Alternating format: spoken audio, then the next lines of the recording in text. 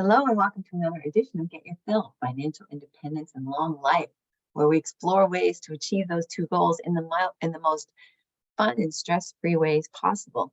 So that's why today I'm very excited to welcome Byron Wolfe. Byron has a gift for translating the complexities of business finance principles with a focus on small businesses, which I am, and I think a lot of you are, and putting them into easily understood communication. And that has made him one of the most highly sought financial and business consultants. He's a founder of a company called CFO-AF, which is a financial services and business consultancy firm specializing in industries ranging from construction to crypto. He is the CFO at Black Tie Moving, which is an INC 5,000 company, and his certification in the crypto NFT and Metaverse space has led to many projects with DAOs and crypto companies. And he's considered one of the first experts in crypto tax strategy, which is, I'm sure, a very sought after thing, because there's like 5 people in the world who even understand how the whole thing works. That's true. Yeah, it's funny because I'm also a real estate agent, and people are like, "Oh, can we use crypto to buy a house?" I'm like, "Yeah, probably." It's just like, and I know people do that, but it just like so many people are just clueless. But that's not what we're going to start off with today, right, Byron? We're going to start off with current events. So, how many phone calls have you fielded about the whole banking situation? So many, and it's so stressful, and I completely understand, because the media is telling everybody that the sky is falling.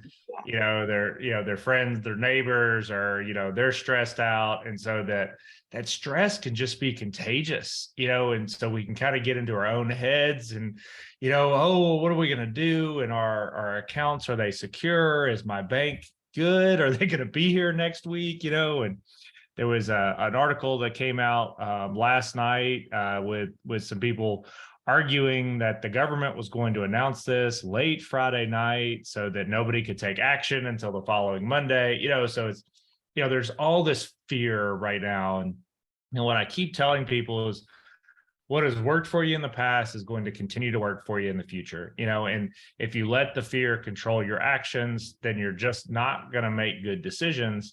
And I get it. It freaked me out a little bit when they talked about this stuff. I mean, the main bank, they do almost all of the tech. They do a lot of medical research, like plenty of reasons to be concerned, to be worried about the future, and to watch it. What I don't want is to move over into that fear creates inaction, where we just stop, and we're just waiting, for the sky to fall.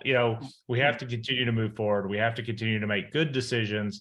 And if we do that, we're going to be okay. We're going to get through this. Coronavirus was very scary for a lot of people, affected a lot of people, and it was not a good thing at all. I get that 100%, but we moved through it. We got through it for the most part. I know there's still some residual, and I don't want to take away from anybody that's experiencing that, but we've moved through that. We've come through it, as people. We've helped each other out, and I think that we're going to continue to see that as we move forward.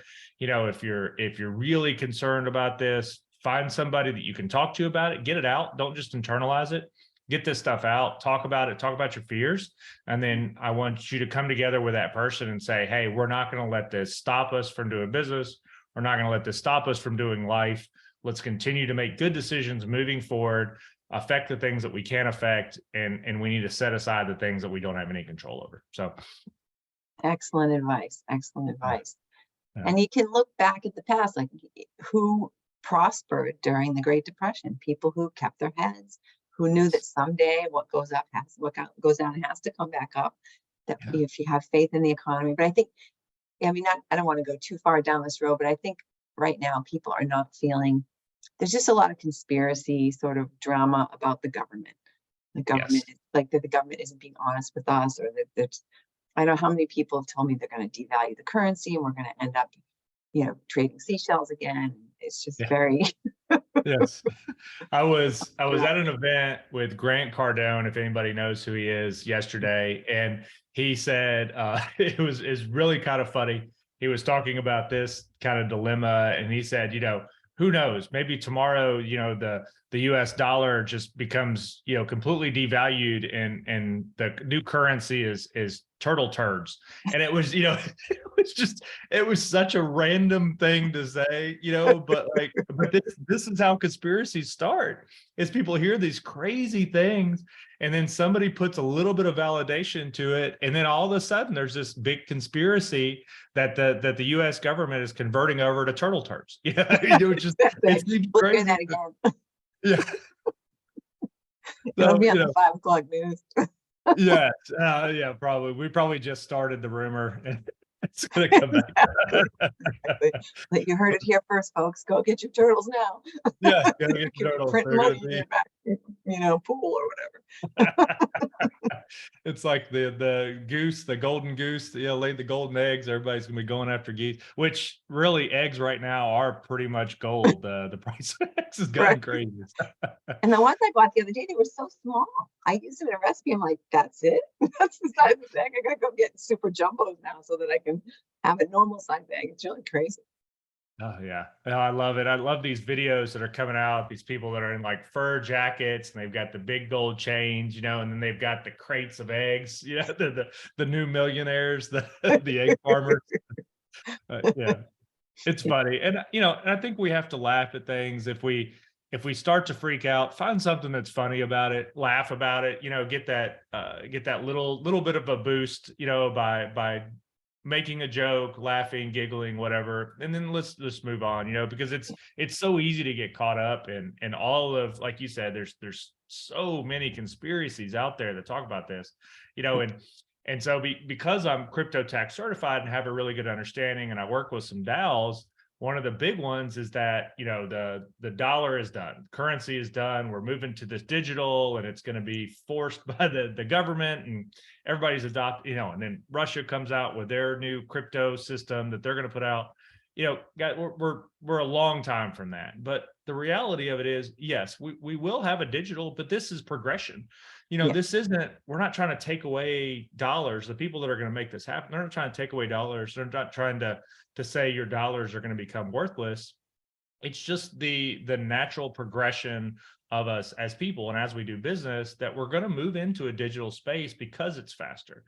One of the things that we've talked about, numerous times, numerous people, is the conversion from Swift banking system, which has been around for forever, to a crypto called XRP. It's owned by Ripple, and they will be doing the transactions. And this isn't because they want to take away dollars. It's because Swift takes a long time, and it works by banking hours. And XRP is 24/7. It's not instantaneous, but it's pretty close to instantaneous. This is an advancement in our system. This is a natural progression to a better way of doing business. And so I think if we look in terms of that, then we can get some of the fear can fall away when we look at it in the sense of, okay, well, this is the natural progression to a better way of doing it. If we, and this, you talk to business owners all the time, you talk to them about ways to invest. I know that real estate's been a big, huge thing. And I know that you see this on a regular basis. When people understand how real estate works, the fear falls away.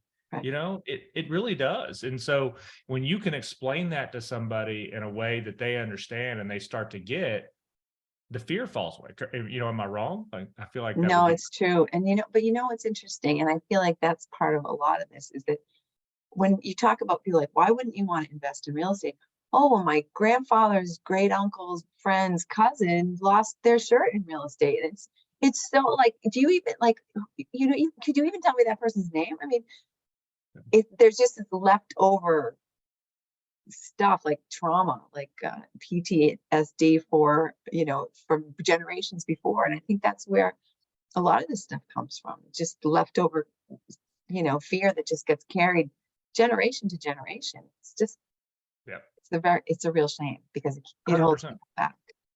It does, yeah. And the beauty of it, and let's go back to what we talked about with the banks. If you're worried about your money that's above the FDIC insured amount, or let's say that you just think that isn't gonna happen. So you have this money in the bank that you're worried about.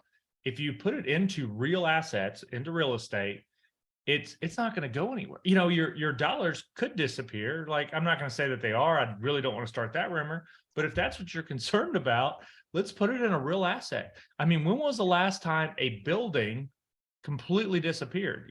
This isn't the Bermuda Triangle. So I mean, I like M&A. I like buying businesses and making them more profitable and moving on. Like, that's kind of my arena, but I have a healthy respect for real estate, because it is a great way to build an asset. You're putting your money in something that produces revenue or income, passive income, and it continues to appreciate. Like, I don't know the exact figure, but isn't it about every 10 years rents double, something like that? Yeah, So roughly. Yeah. yeah. So, And that depends on your area, because in the Boston area, it's actually from the bottom to the top of the market, it's generally 300% increase in the value of the actual asset. yeah. I mean, It's crazy. Your bank does not pay you interest like that. but not especially now, not at that rate. Like, oh look, because we have to give security deposits back. You're like, and you earned $1.40 in interest during this year that you've lived here. Would you like that in a check? Yeah, exactly. There's so many options out there that are safe, that that can become a great way to build generational wealth. Like, I don't know too many generational wealth stories that don't have a huge real estate base. And if you can get into that and understand it, I'm not saying go out and buy the first thing that pops up on Zillow. Find a professional, understand it, do some research. Same as you would if you're going to invest in stocks, you're going to invest in crypto, anything you're going to invest in, do your research, find out more about it, make sure that you understand it, find somebody like, and I saw you have a book out that like explains this. You do talk. So like the research is out there, the information's out there, and it's made available. People want to help, and it's making that transition from, okay, like, the sky is falling and I don't know what to do, to like, okay, I'm going to help myself, because there are people out there. I mean, you've made this, your bio on the podcast talks about this. I woke up one day and I realized, like, hey, I got to do something. I got to start building wealth. I got to, find something. I think a lot of people find themselves in that spot. And I applaud you for saying, hey, here's where I am. This is where I realized. And now I'm going to change it. Now I'm going to do something to make it better. So I love that. I think like a ton of people could take inspiration from that. And because I promise you, people find themselves in your shoes on a regular basis, no matter where they are, Absolutely. And, I talked to a guy yesterday, 76 years old. He just bought his first rental property at 76 years old. I love that. Yeah, I did. It was such a great story. He was such a great guy. And he says he's just fallen into this. His family has always been, you work, then you retire, and then you enjoy your retirement. And he said that, and this was the beauty of his story. He said, all of the people that came before me, they all died shortly after they retired. And he said, and I just retired and I don't want to die, and that seems really sad, but like, it was very uplifting to me, because he said, I'm going to take this. I've seen what happens and I'm going to change it. I'm going to do something else. And so he bought his first, rental property, which he just loves. And his energy was like really, really high. I mean, he was excited. He wanted to talk about everything. Like, I loved it. Great conversation. Loved the guy. But yeah, and those are the things, like, people find themselves in these positions. You have to take action. So I love that you did. I love that you're telling that story. You're telling people where you're at. You're being very vulnerable and saying, here's where I was, here's what I did to make a change, like, and that, I have a very comfortable couch too. And there's tons of stuff on TV, but it doesn't mean that that's the answer, right? Right. Exactly. Well, it's funny that you talk about retirement, because I have, I think 6 businesses and 2 podcasts, and people say, what are you going to do in retirement? Like, actually, I'm already retired. Yes. What? Yeah.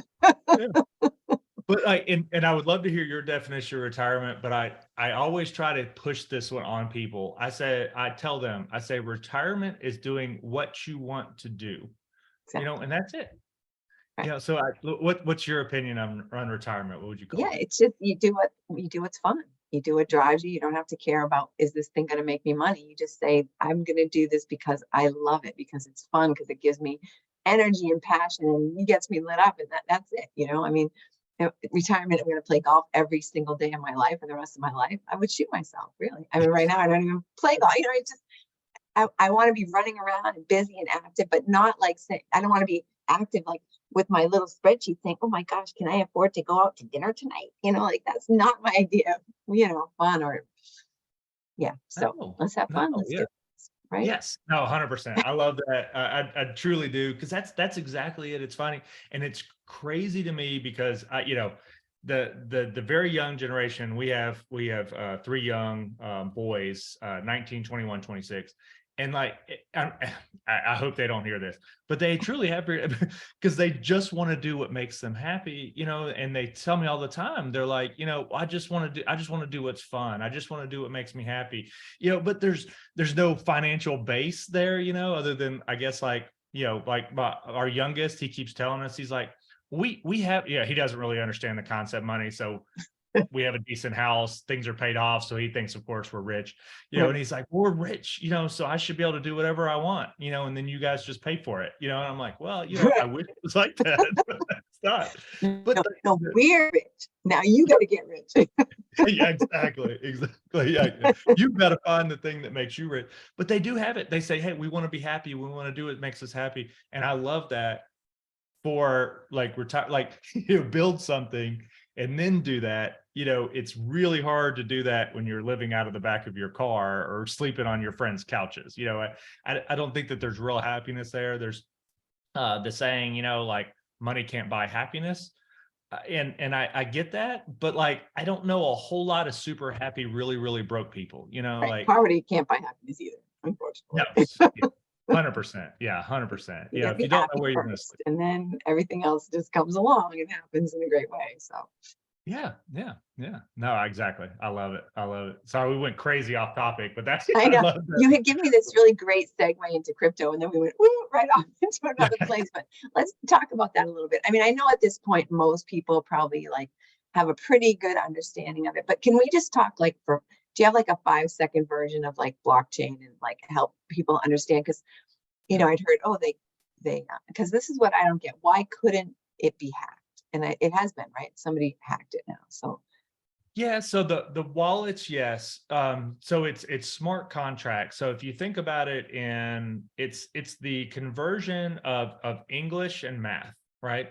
And so the smart contracts are they're mathematical equations that result in, this is the way this is going to work. So think about a standard operating procedure, or say like a manual that says, if this, then this. So this manual exists over here, and they've created this mathematical equation that is super complicated that results in this. So can it be hacked? Technically, yes, but quantum computing hasn't even been able to do it at this point.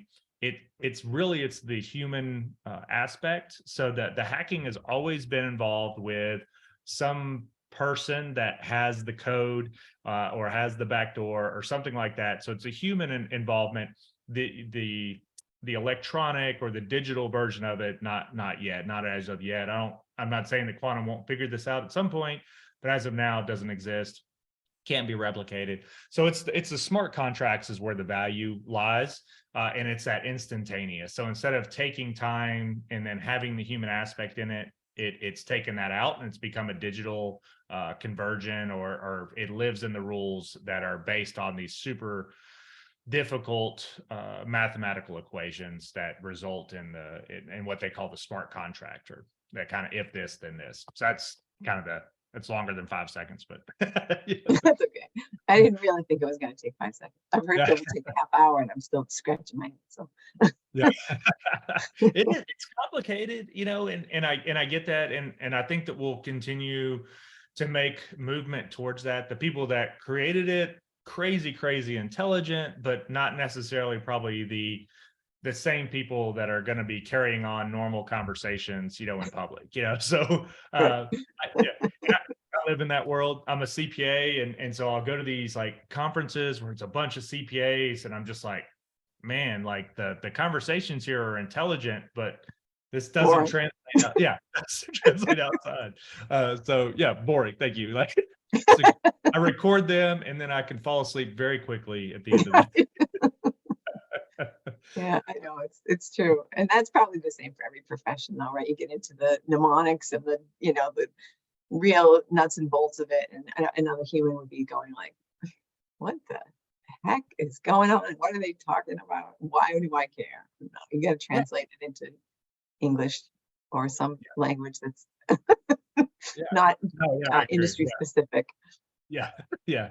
Explain it where a 5-year-old would understand it. That's what I try to tell people all the time. Like, if you want to get your point across, you can't go down to where you think their level is. Go down to a 5-year-old, and then you can come up from there. And if you can explain it in a way that a 5-year-old understands, then everybody should be able to understand it, and you can advance, that understanding. It's the same with Yeah, everything. I think as professionals in our industry, we assume that people are going to understand what we have because we deal with it on a daily basis. yeah, But the reality is a lot of times this is brand new information, that people are hearing, and so we can talk ourselves to the point where the eyes glaze over, and they're just not even hearing us anymore, right. and that's, that can be bad because you're not Well, really that's they helping. call the curse of knowledge. I forget which book that was. It talks about the curse of knowledge. And you're just like, so you start at step 7 instead of step 1. And people are just like, I just do not know what you're talking about No, because you're yeah, not yeah. laying the foundation. No, Yeah. it's like trying to teach somebody how to multiply and they don't understand addition or subtraction. I mean, Yeah, what's a number? I don't know. Where are we yeah, going with this? why Yeah, is this X in here? Like, what's this X and Y? Like, we right. were talking Well, numbers, now you got letters. This is confusing. how many apples do we have? Like, what is coming next? You teach me how to count first. Okay. So crypto, I've heard a lot of different conversations about crypto. And one person told me wait until the governments get involved because that's when, because what are there? Over 6,000 now. There's like gazillion different kinds of crypto. There is, yeah. So I would say if somebody's interested in getting into it at the most basic level, get involved in the top 10, do a little research on your top 10 cryptos, find out what their purpose is, because I think the purpose is huge, right? If you go to the store and you're looking to buy something, generally you have a purpose in mind. You're not going to go, hey, I want to make French toast, and you're in the produce aisle, right? Like, I mean, you're not going to get oranges to make French toast. So if you understand the utility, you understand the purpose behind it, then if it makes sense to you, then okay, like let's do a little bit more research. If it doesn't make sense to you or it doesn't seem useful, then move on to something else. It becomes gambling if you invest in something just because your postman says, hey, Ethereum's going to be the next big thing. Well, I don't, well, what's Ethereum? Well, don't worry about it. It's going to be amazing. You're going to make a ton of money, and then you get into it because your mailman said, it's going to be great. Well, you don't understand it. You don't know what's great. Is 3x great? Is 10x, is 100x great? Like, what's great? Maybe it stays the same price, but now it solves a problem. And if you really, really cared about whatever this thing, maybe it provides clean drinking water for third world countries, but you don't make any money off of it. But if that's something you care about and you're like, hey, this really needs to change the world and we want to provide this, that's going to be a huge win for you. But if you say, I got rent due next week, like, I get it. I want them to have clean drinking water, but like, I also don't want to be homeless. Right. Well, then that's not a good investment for you, Right. And so understand the crypto, but there's a ton of them out there. And so like with the DAO, decentralized autonomous network. So it's a group, think of it like a company that is run by the people. So in the DAO, it's run by the people. If you have ownership in the DAO, then you can offer things that the DAO is going to do. People vote on it, they decide it. So it's kind of like a socialistic LLC, for example. And so everybody gets to make a decision. Everybody can offer like a potential something, basically say, hey, we should do this. Then people say, hey, okay, let's put it up for vote. They vote on it, we can do it. And so that's good for that. And there's a lot of great use cases for that. That's super basic for DAO, but that's kind of the general consensus. But the way that people have ownership is they produce these tokens or crypto coins, and then you buy those, and then that's a piece of it. So a lot of times the crypto is a backing for something else. So we mentioned earlier XRP, which is going to replace Swift. So XRP is the token for Ripple. And then Ripple is the company that's going to provide this. XRP will be the coins that the banks will essentially transact with. So when a bank in the US needs to send money to a bank in Sweden, they'll convert that to XRP. The XRP goes over pretty much instantaneous. The XRP ends up in Sweden, and then they convert that to whatever currency it's needed over in Sweden. And so the company, or in this case, if we're still talking about DAO, Ripple's not a DAO, but if we're talking about that, then the DAO would be the Ripple, and then how you would own it and how it would transact business is with the crypto. So the crypto coin is the use case. It's the tangible item, and again, tangible is not really a good word, but it's the digital item, I guess, the digital receipt to be able to do that business, and it's essentially the currency of whatever that project is. Hopefully that makes sense. I know that wasn't quite down to the 5-year-old level, but yeah. It probably is. 5-year-olds probably have a better understanding of this stuff than we do now, actually, but it's crazy. Yeah. I mean, yes, I see these kids, and we'll go out to eat, and this is, the earphones, great. No earphones, kind of a pet peeve of mine, but I'll see these kids, and they're on their phones, and they're doing this crazy stuff, and I'm looking at it, and I'm like, this kid probably could program. day trading. Oh yeah. Right. It's crazy. Forex and current, whatever. Yes. But now the way it works now with Swift is not every bank has a relationship with each other. Right. So a bank will have a relationship with one big bank in that country, and then that big bank has relationships with the other banks. With the new XRP, is every bank going to be transacting directly, or there's still going to be intermediaries? Yeah, so there, in the very, very beginning, I think there will be intermediaries, just because that's the way banks are used to doing business. But the ultimate goal is that it would be bank to bank. So one of the huge limitations of Swift is exactly what you just said. Not everybody's connected. And so what happens is a lot of banks have to have that connection, because they have to have multiple currencies to do that transaction. Right. So let's say we're going from, US dollars, let's say we're going to Russia that has ruble. So Sweden was a bad example because they do multiple currencies. So we're going to go rubles. So if you want to do that transaction, that bank has to have a certain amount of rubles to be able to make that conversion. So the smaller banks that are wanting to do these transactions, well, now they have to have a whole bunch of currencies, like in their books, to be able to make these conversions. So because not every bank wants to have that, they will have another bank or another, organization. So this has to go there. It has to be approved there. Then it has to come back, say, hey, we got the approval. And then it gets transferred in, and then they have to have communication with this bank, and then it gets over to this bank. So the Swift system, if you try to do it on a Friday afternoon, it's Monday, before before it's done. So, it just takes forever. Yeah. So with the XRP, everything is broken down into one piece. It's all XRP. So that's the only thing that banks have to have on hand is the XRP. It doesn't matter what the currency is, because it's immediately transferred. So whatever the currency is, it's immediately transferred into the XRP. The XRP is the vehicle that essentially is transferred over, and everybody has the XRP. Every bank would have it. So it comes over, and then because it comes over in XRP, whatever your currency is, the receiving bank has, it's immediately converted to their currency, their specific currency, because it's an immediate transfer. And instead of having the arbitrage that exists, arbitrage being the difference between if you have if you're selling apples on, First Avenue, and somebody else is selling apples on Third Avenue, if you're selling them for $1 and he's selling them for $2, then I can buy them for $1 from you and sell them to this guy for $1.10 that's selling them for $2, and I make 10 cents. He still makes profit. You're happy because you sold it for $1. So, there's arbitrage in the financial system with all these different currencies, because I can buy a US dollar for this here. I can buy it for, this here, this here, this here, and it's getting much smaller, but there's still always a difference in the purchase. And so they have to work that out within Swift. With XRP, it'll be standard. It's an immediate conversion. So it takes away the arbitrage aspect. Yeah. So is Hopefully. Forex trading going to go away?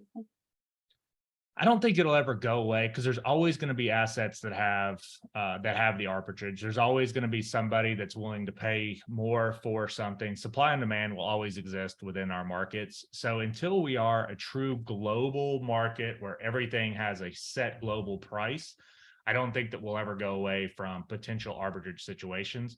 It would have to be basically a one world currency, which I just don't. There's so much controversy. So much drama. Yeah, there's so much. I don't think we'll ever get to that because there's so many conspiracies behind that. And I won't say that it's a good or a bad thing, but I just don't see us going to that. There's always going to be arbitrage because of that. And there's so many people that make money on that, like good money, that I don't think it'll ever go away in that sense. Because, if you make money, you're going to protect that money, and there's big money in that. So I don't see. Same thing with the banks. There's so much money in bank. Everybody says, oh, well, the FDIC is going to take over banking, and it's there's not going to be any banks, and credit unions are going away. The reality is credit unions are going to be better at the end of this than they were at the beginning of it, because it benefits them tremendously. The government's not going to take. They don't want to take over all the banks. It's a conspiracy thing that exists. And they're not going to allow that because they make tons of money in banking. They give you 1% and they loan it out for, 4 to 30%. Why would they walk away from the profitability there? Yeah. So I get it. I understand the concern. I really do. It's just when profitability exists, usually people are going to fight very hard to hold on to that profitability. They're not generally going to give that up. So. Yeah, absolutely. And at least not in our foreseeable lifetime. No, it may come at a different point, but then they'll figure out something else that makes money and they'll move on to the next thing. It's Yeah. By then we'll all have had time to make some kind of a transition. We'll know. Oh, yeah. There's always going to be that. And then, with you and you're a little bit I say a little bit, that sounds bad. You're in the art space, like you understand that. I didn't mean to say little, but you understand it. Like there's how am I going to get out of this now? Yeah. Let me get my foot out of my mouth real quick.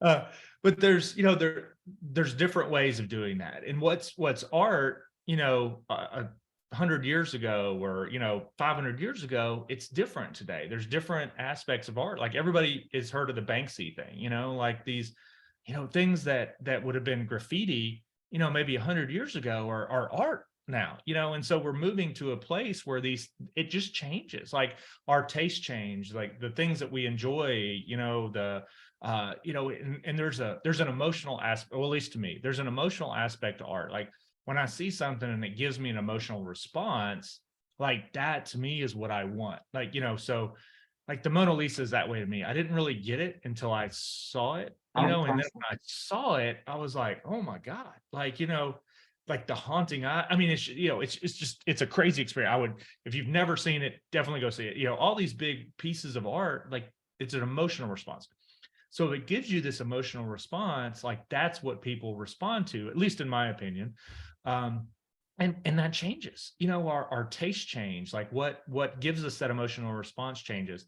And those will always be the classics, but I think that there will continue to be things that are gonna do that. I've seen like live art pieces that would have never really been a thing, that maybe that was the Jester, like way back in the day. But now you see these live like art exhibits, and like they have that, like they make you think and they bring out this emotional response, and so I think we're definitely going to that. Like a lot of people are like, well, NFTs, it's a pixelated image. Like, why is that important? Right. But it's not the pixelated image. It's the impact that it has. And it's the exclusivity, right? Like I have the only one, NFT, non-fungible token being 1 and 1, like there's no way to duplicate it. It's the one of one. And so it's the exclusivity that exists in that.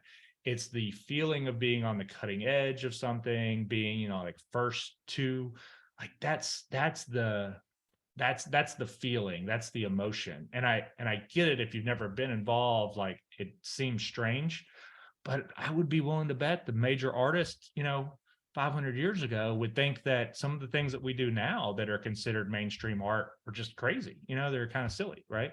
Yeah. But they have the emotional response now for us, in our And generation. that's kind of the definition of art, right? If it evokes something, then it's art. Yeah, exactly. I don't know. I mean, there's a whole like, if it evokes something that where you say, "Gee, that's kind of stupid," does that still make it art? I mean, that's the whole like, here's a white canvas that just has white on it. There's nothing on it. It's it's like, Yeah. okay, Yeah. well, But for some okay, it feels people, like whiteness. Like, I mean, I know that there are, you can actually, have a response to that and feel something, and it can be moving and all that kind of stuff. But I was just kind of throwing up an example that was just like, this just looks like something my 4-year-old could have done. there's I think it's a golden retriever. There's a painting dog. I don't know if you've ever seen this, but it's the most, every time this video pops up on my feed, I watch it. I think it's a golden retriever. It paints. And so it's got the paintbrush, it picks colors and everything, and it paints. And it's like, it is so calming to me to watch this golden retriever paint on canvas. I Like, I love Google that. it. Absolutely love it. And it's like, because I mean, I'm a dog person already, and like golden retrievers are just so sweet. They're just amazing Yeah. dogs.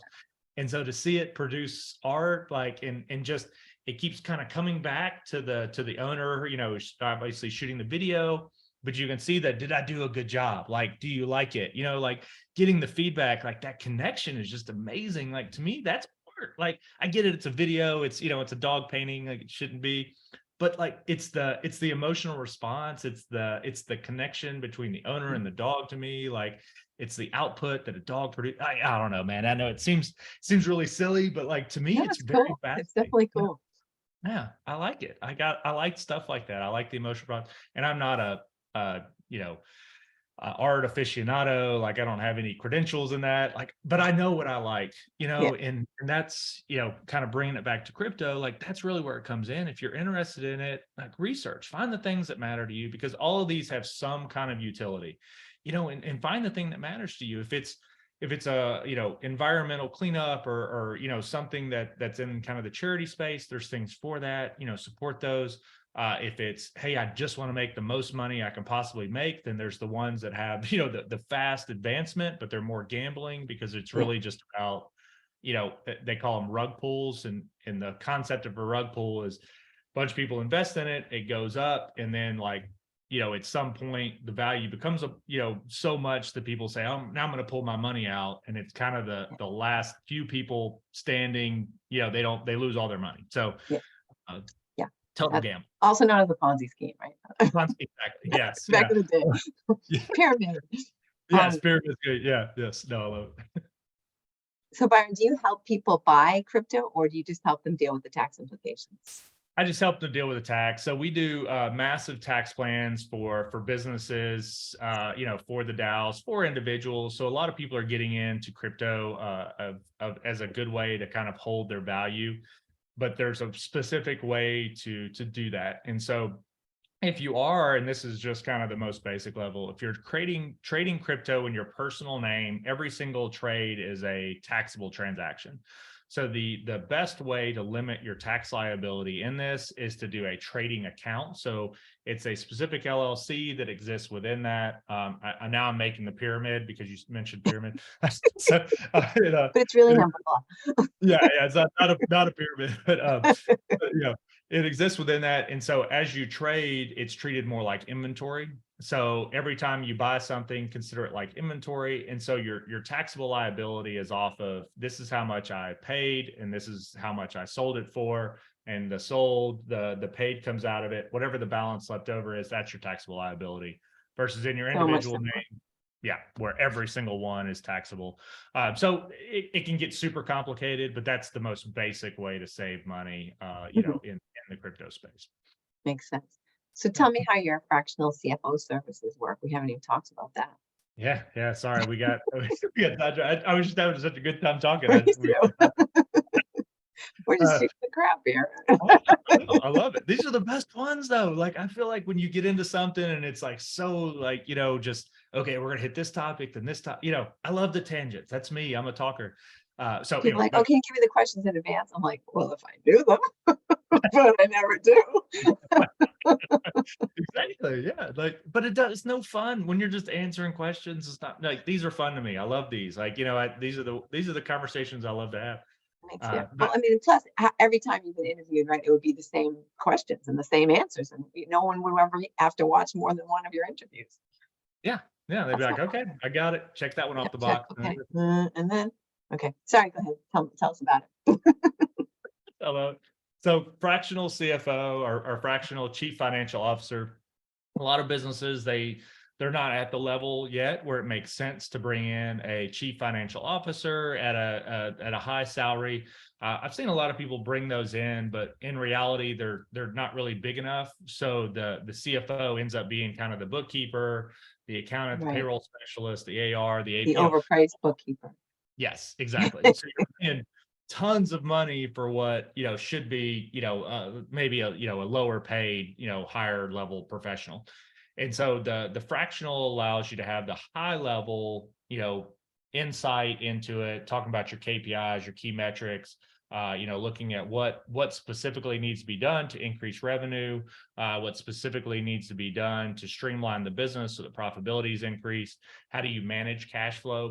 Cash flow has been a big topic for me lately because of the high inflation. People say, hey, I'm making all this money, but my bank account doesn't look like it. Well, Yeah, that's cash flow. Like it's it's just as important to manage your cash flow as it is to manage your revenue or your profitability. Because if you run out of cash, you can't make the revenue. And then if you right. can't make the revenue, you're not going to get the profit. And you can't So take advantage of opportunities when they come up. yeah, exactly. 100%. Yeah. If you can't take advantage of those opportunities, then you're not going to make good decisions. And then your competitor that's put themselves in a good cash position Right, gets to take advantage of those opportunities. And now you're kind of left behind because you weren't a good steward of your money, right, and that's where it comes down to, that cash flow is being a good steward of your money and making sure that you have it available because you don't want to say, what can I afford to do in my business? You right. want to say, what's the best use of my funds within my business? And that's Exactly. cash. So we help them to make those high level decisions and help their existing accounting department to kind of step up their game. So if you have a great bookkeeper, but you really need him or her to step up to the next role, we're gonna help them to get to that next level, and Yeah, we're gonna okay. help you to advance that accounting department within your organization and make those good decisions so you can advance that company. So at what point normally would you say that it's time for a business to bring in that high level vision of a CFO, of So a we fractional CFO like yourself? So we work with, it's really like the 43 million and under defined, small business defined by SBA. So that's generally who we work with. So we have seen it makes a lot of sense for a company if they don't have the independent funds. It really comes at that revenue spot of around 3 million. If they have other funds, like a lot of people will start a side business, but they have maybe a W-2 or a commission job that's kind of funding that and they want to advance it much faster, then, that can fall in that 1 to 3 million range. But it is an investment in the business. And so what we've always done, and this is kind of the conversation, is when I look at it, I want to make sure that there's at least a 5x return on those efficiencies before we come in, because the last thing that I want to do, and it would be financially, negative for me to do this, is to come in and say, hey, we're going to come in, we're going to fix your business.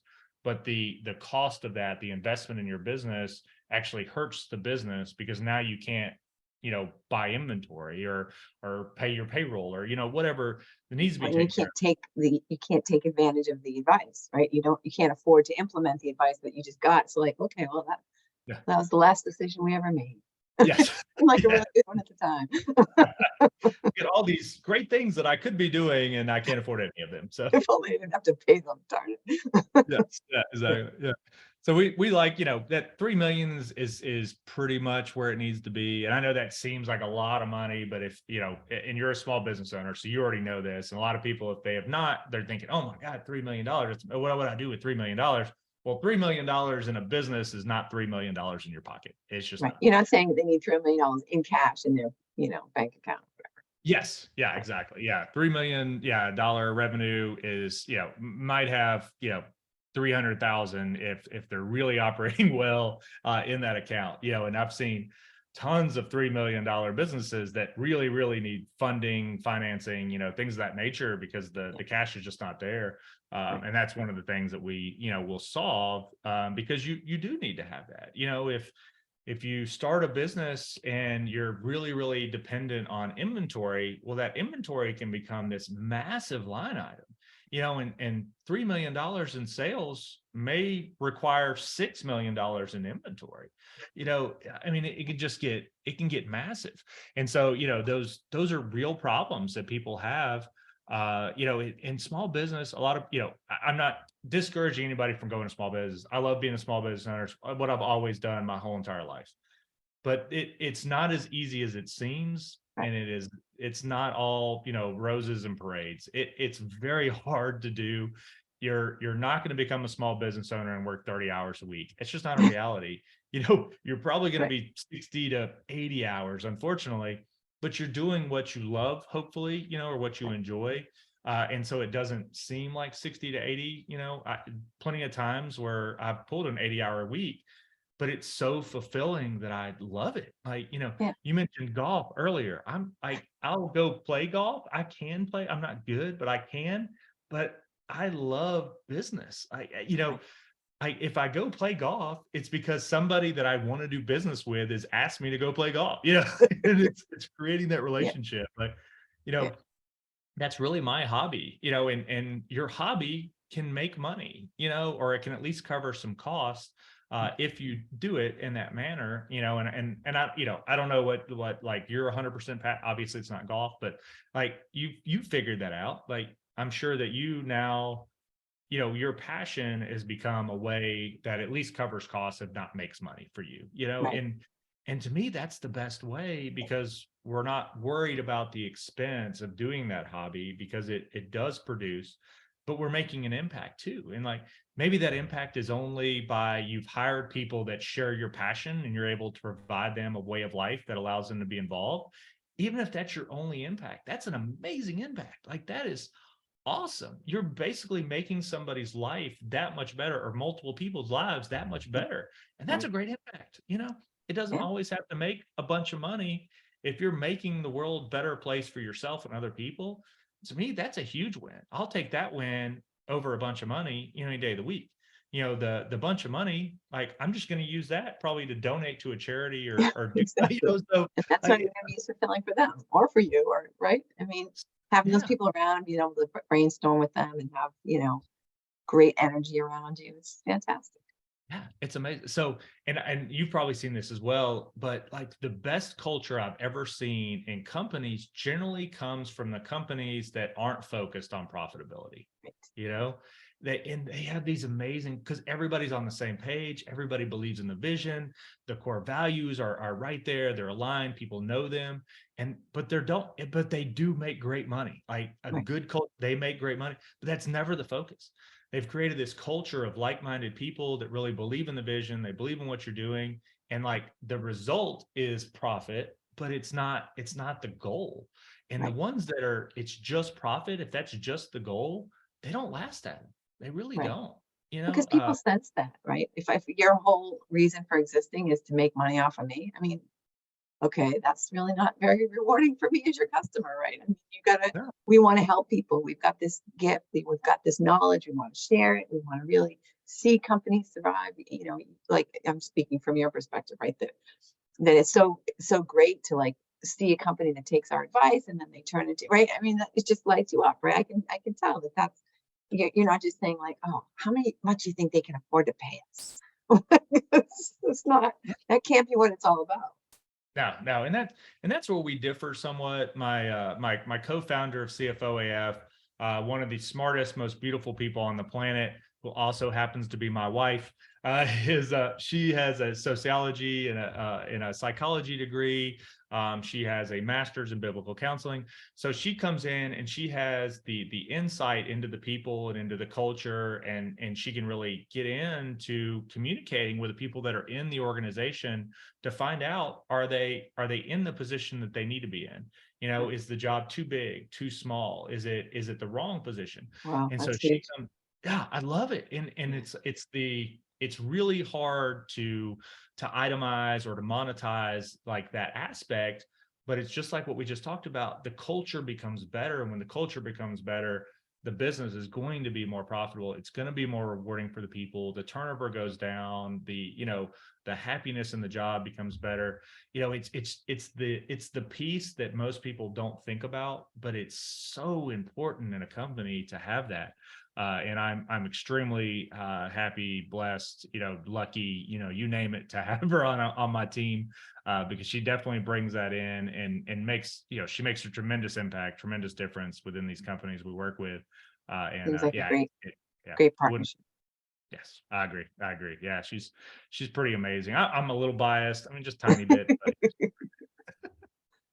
Well, but that's nice. It's nice to have that. Nice to hear that. Nice to have that. I mean, it's funny because some organizations that you get involved in, you realize that everybody there has a great relationship, that they're a strong, good relationship, great communicators, and other corporations or, entities that you get involved in, you find out that you feel like, okay, everyone is fighting with someone in their family or their spouse or whatever. It's interesting how that, right, like attracts like, how that just all people like that sort of end up together. And you're like, which organization do I want to be a part of? yes, yeah, yeah. No, exactly. Yeah, and you're right. When it works that way, that's exactly what people want to be involved in. They want the one that people seem happy, hopefully are happy, but are enjoying what they're doing. Like that. I mean, you can spend all kinds of money recruiting and trying to find the right people, but like if you have that innate culture, and generally people will talk, and so those employees, they're talking to their friends, they're talking to people that they're involved with, and Right. when they say, I absolutely love my job, I love what we're doing, who doesn't want to work there? I mean, it's just, Absolutely. yeah, It's so makes all the true. difference. All the difference. So, I agree. Byron, I mean, our time is full. I don't even know how long we've been talking, but I'm sure we're at the end of our time. I'm so sorry. Is there anything that you wish I would have asked you? Anything you really want to make sure that we touch on that I haven't asked you? No, no, I think that's great. If you're okay with it, we have created kind of we call it the what if plan, and it's kind of a starter on getting into business. So it walks people through setting up their LLC, setting up their operating agreement, dealing with the complexity of having partners, what that partnership looks like. In the first part of starting that business, all the way to what does it look like for payouts, distributions, things of that nature. So it's a guide to essentially getting started in small business. If you're okay with Fantastic. that, I would love to offer that. Yeah, absolutely. Absolutely. That's priceless. Yeah, no, I love it. I love it. And it's free. And there's no pitch at the end of it. It's just free. So if it was, oh, here comes the pitch. So It's not unusual, it. Yeah, honestly. yeah, there's no pitch. There's nothing at the end to buy, anything like that. It's just, you can go directly to it. It's called thewhatifplan.com. They go there and they can download it immediately. Again, no pitch, I promise. But it's a great little thing we created. It's the general questions that we always get for people that are trying to start up in business, or maybe they have a business and they have a partner that they didn't define the roles immediately. So it helps them to kind of have an understanding of what that looks like. So yeah, I appreciate you letting me offer that to everybody. That's fantastic. That's fantastic. I have really loved talking with you, Byron. I had a great time. I appreciate it. Thank you so much. I appreciate you letting me go off on a million tangents. That was great. I Hey, loved I enjoyed it as much as you did, believe me. it. I love it. And I I know love you just enjoyed it as well, listeners. I think you should figure out who's the most fun person you know who wants to gain a little knowledge and have a little more understanding about money, crypto, I mean, no matter what form it takes. And for this podcast to them with your blessing. Say, hey, I'm just going to give you a little gift today. I'm going to give you this conversation with Byron because it's a lot of fun. I love And it. have, yeah. So I don't know. just was going to say something else, and I thought you were going to say something, so I stopped talking. Sorry. Sorry, I didn't mean to talk over you. No, I love that. I love that sharing like that. And that's everything, the ability to share with others. And if you listen to this podcast, I'm talking to listeners, if you listen to this and you enjoyed it and you like it, like, please listen to some more of this podcast. This thing's amazing. I'm telling you, I do a lot of podcasts. This was so much fun. This is definitely one of the funnest podcasts I've ever been on. So I Thank know you. that this is probably a very regular thing for you. You have a great way of pulling good conversations out of people. I mean, It's not always possible, believe me. some people are just dry. Doesn't matter how great you are, they're just dry, and and they're not going to get involved. But I would imagine most of these are amazing. You did a great job pulling good information out. You kept the flow going. Like, if this is not entertaining to you, you might not have a pulse if you're out there listening. I had a Byron, I'm blast. blushing. Thank you very much. I really appreciate it. Believe me, it takes two. Believe me, it takes two. Thank you so much. I love it. Well, thank you so much for having me. I had an absolute blast. But yeah, it was fun. I enjoyed Cool. Have a great week, everybody, and see you next week with probably somebody who probably won't be as cool and entertaining as Byron, but we're going to try. Take care. it. Thanks.